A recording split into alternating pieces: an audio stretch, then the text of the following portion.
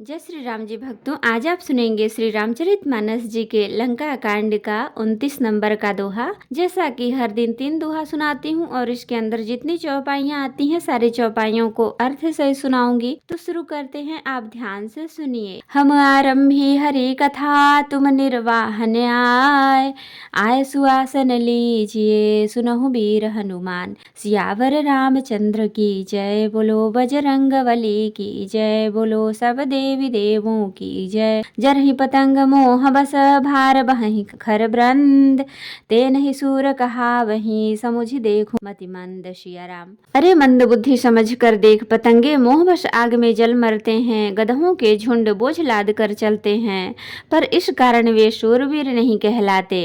अब जनिबत बढ़ाव खल करही, सुन मम बचन मान परिहरही। 10 मुख मैन बसीठी आयऊं, अस विचार रघुबीर पठायऊं। अरे दुष्ट, अब बत बढ़ाव मत कर, मेरा वचन सुन और अभिमान त्याग दे। हे 10 मुख, मैं दूत की तरह संधि करने नहीं आया हूँ।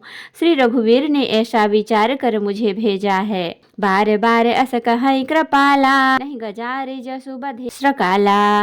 मन महु समुझ बचन प्रभु के रे, सहयो कठोर बचन सठ तेरे।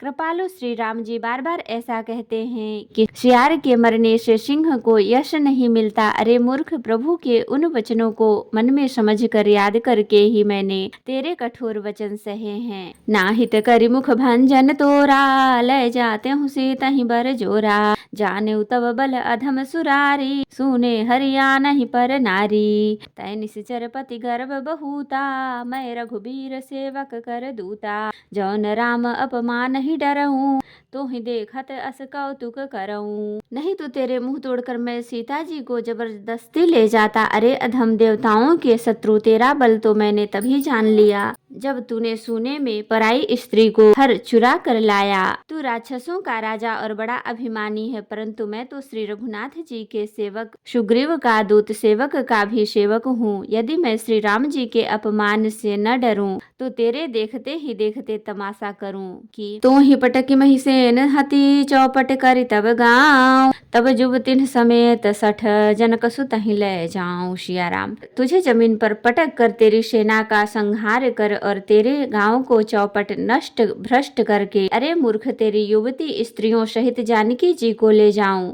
जाओ अस करो तदपि न बढ़ाई, वो यही बधे नहीं कछु मनुषाई। कौल काम बस कपिन विमूढ़ा, अति दरिद्र अजसी अति बूढ़ा। यदि ऐसा करूं तो भी इसमें कोई बड़ाई नहीं है। मरे हुए को मारने में कुछ भी पुरुषत्व बहादुरी नहीं है। वाम मार्मी कामी कंजूस अत्यंत मूढ़, अति दरिद्र बदनाम बहुत बूढ़ा।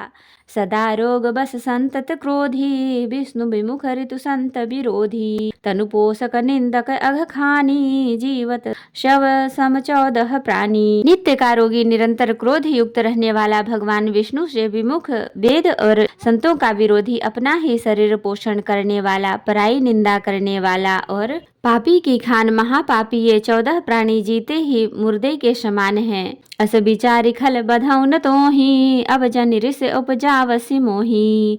सुनि सकोप कह निश्चर नाथा, अधर दसन दसमी जत हाथा। अरे दुष्ट, ऐसा विचार कर मैं तुझे नहीं मारता। अब तू मुझ में क्रोध न पैदा कर, मुझे गुस्सा न दिला। अंगद के वचन सुनकर राक्षस राज रावण दांतों से ओठ काट कर क्रोधित होकर हाथ मलता हुआ बोला, रे कपि अधम मरण अब चाहसी, छोटे बदन बात बड़ी कहसी। कटु जल पसी जड़ कपि बल जाके, बल प्रताप बुद्धि तेज जनता के। अरे नीच बंदर, अब तू मरना ही चाहता है, इसी से छोटे मुंह बड़ी बात कहता है। अरे मूर्ख बंदर, तू जिसके बल पर कड़ुए वचन बक रहा है, उसमें बल प्रताप बुद्धि अथवा तेज कुछ भी नहीं है। अगुन अमान जानित ही, दीन पिता बनवास, सो दुख अरु जुबती बिरह, पुण्य निस दिन मम त्रास। सिया राम। उसे गुणहीन और मानहीन समझकर ही तो पिता ने वनवास दे दिया। उस पर युवती स्त्री का विरह और फिर रात दिन मेरा डर बना रहता है। जिनके बल कर गर्भ तुही ऐसे मनुज अनेक, खाहि निशाचर दिवस निशि मूढ़ समुझ तज टेक। सिया राम, जिनके बल का तुझे गर्व है, ऐसे अनेकों मनुष्यों को तो राक्षस रात दिन खाया करते हैं। अरे मूढ़, जिद छोड़कर समझ विचार कर। जब तही कीन्ह राम कह निंदा, क्रोधवंत अति भयउ कपिंदा। हरिहर निंदा सुनई जो काना, होई पाप गोघात समाना। जब उसने श्री राम जी की निंदा की तब तो कपि श्रेष्ठ अंगद अत्यंत क्रोधित हुए, क्योंकि शास्त्र ऐसा कहते हैं कि जो अपने कानों से भगवान विष्णु और शिव की निंदा सुनता है उसे गोवध के समान पाप होता है। कटकटाई कपि कुंजर भारी, दुहु भुज दंड तमकी मही मारी।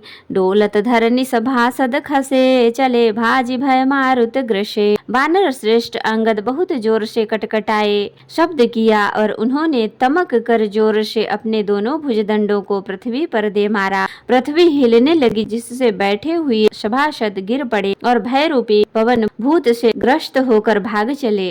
गिरत संभारी उठा दस कंधर, भूतल परे मुकुट अति सुंदर। कछु तहि लय निज सिरन समारे, कछु अंगद प्रभु पास पवारे। रावण गिरते गिरते संभल कर उठा, उसके अत्यंत सुंदर मुकुट पृथ्वी पर गिर पड़े। कुछ तो उसने उठाकर अपने सिरों पर सुधार कर रख लिया और कुछ अंगद ने उठाकर प्रभु श्री रामचंद्र जी के पास फेंक दिए। आवत मुकुट देखी कपि भागे, दिन हिलूक परन विधि लागे। कि रावण करि कोप चलाए, कुलिस चारि आवत अति धाये। मुकुटों को आते देखकर वानर भागे, सोचने लगे विधाता क्या दिन में ही उल्कापात होने लगा, तारे टूटकर गिरने लगे, अथवा क्या रावण ने क्रोध करके 4 वज्र चलाए जो बड़े धाय के साथ वेग से आ रहे हैं। कहा प्रभु हसी जनि हृदय डराहू, लूकन उसन के तु नहीं राहू। एक किरीट 10 कंधर के रे, आवत बाली तनय के प्रेरे। प्रभु ने उनसे हंसकर कहा मन में डरो नहीं, ये न उल्का है और न वज्र है और न केतु या राहु ही है। अरे भाई, ये तो रावण के मुकुट हैं जो बाली पुत्र अंगद के फेंके हुए आ रहे हैं। तरह की पवन सुत कर गहे, आनि धरे प्रभु पास। कौतुक देखहि भालु कपि, दिन कर सरिस प्रकाश। सिया राम, पवन पुत्र श्री हनुमान जी ने उछलकर उनके हाथ से पकड़ लिया और लाकर प्रभु के पास रख दिया। ऋछ और बानर तमाशा देखने लगे, उनका प्रकाश सूर्य के समान था। उहाँ सकोपि दसानन, सब सन कहत ऋषा। धरहु कपिहि धरि मारहु, सुनि अंगद मुस्काए। सिया राम, वहाँ सभा में क्रोध युक्त रावण सबसे क्रोधित होकर कहने लगा कि बंदर को पकड़ लो और पकड़कर मार डालो। अंगद यह सुनकर मुस्कुराने लगे। तो भक्तों, आज के लिए इतना ही। कथा विसर्जन होत है, विदा हो हनुमान।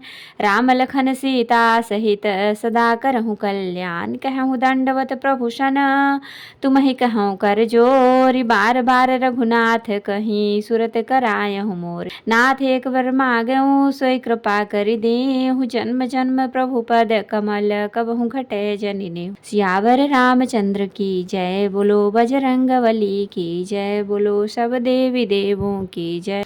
तो भक्तों, अगर वीडियो पसंद आई हो तो लाइक करें, शेयर करें, कमेंट करें और सब्सक्राइब भी कर लें, ताकि मेरी हर वीडियो आपको आसानी से मिल सके।